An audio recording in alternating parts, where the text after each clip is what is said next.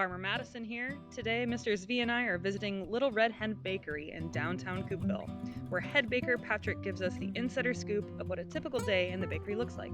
Hi, I'm Patrick, head baker here at the Little Red Hen Bakery, and I bake a lot of bread and pastries and other stuff for the community. Did you know that our very own Coupeville Connected Food Program includes Little Red Hen bread in its meals? We do make bread for the school. We bake about 180 loaves a week plus 800 rolls for Coupeville schools.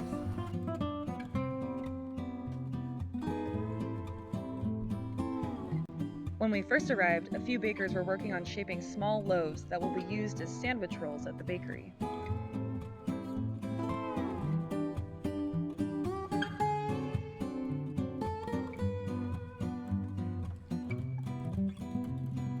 How do you get all these loaves to be, they look very uniform. What did you get from this uniform?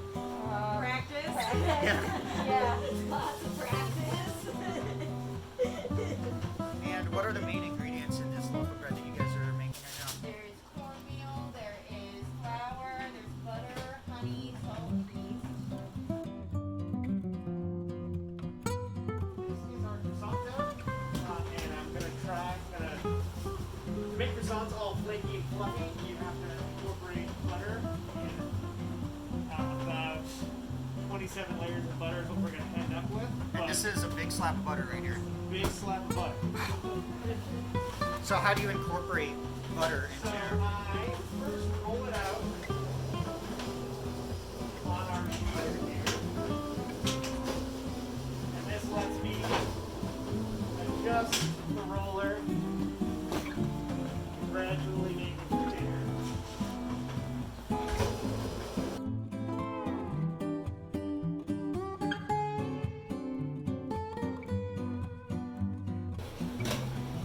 This is a lot of physical work. Oh, it is definitely a physical job. There's no... Working in a bakery is much different than baking at home.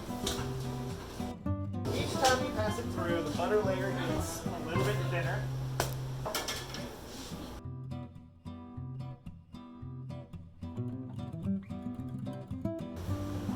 It looks like precision is very important here to this process. Precision helps you not waste things. It's kind of the better way to look at it. So now I've got 3 layers of butter here. And I do it again.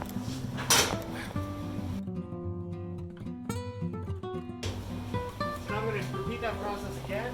I'll have 9 layers of butter. Then it's going to go in the fridge. Because we don't want the butter to get too warm. And then I'll wait a half hour and I'll do it again. And after that, I can roll it out flat and eventually make croissants that are 27 layers of butter in there. Tell us a little bit about the local grains that you use here. So we get a lot of our grains from local growers and mills. Right now we're working with cherished on the Wisconsin. We like the idea of sourcing our ingredients as locally as possible. Give back to the community as well. So what kind of flour do you use in the school bread? So for the school bread, we do a mix of whole wheat flour and another flour that has not whole wheat, but it has most of the wheat in there, just to kind of mellow it out to make it a little bit more palatable. So you call it the approachable loaf? Yes. Oh yeah. It's the approach. It's based off of the approachable loaf, which is a sort of a movement among bread makers of the idea of trying to make good, high quality bread with very few ingredients that is also a nice spongy sandwich loaf like everyone's using.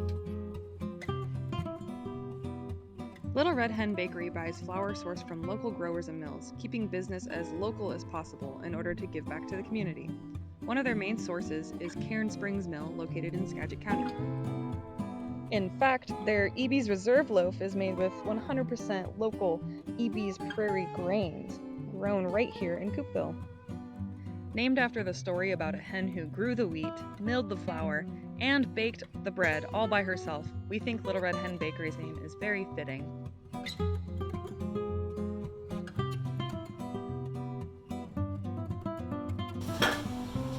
Most, if not nearly all breads have yeast in them. Yeast are small microorganisms that eat the sugars in the bread, and when they eat those sugars, they release carbon dioxide, and that carbon dioxide causes the bread to expand. Basically, you're using tiny organisms to blow tiny bubbles of air to make your bread nice and fluffy.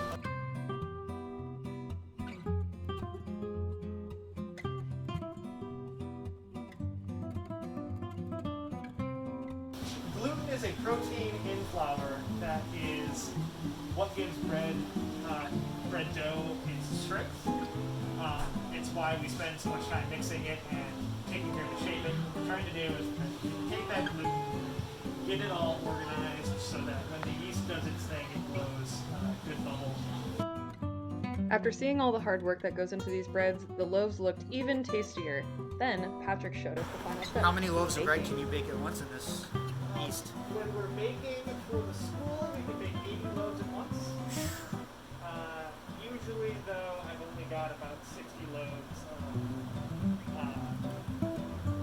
our hard loaves.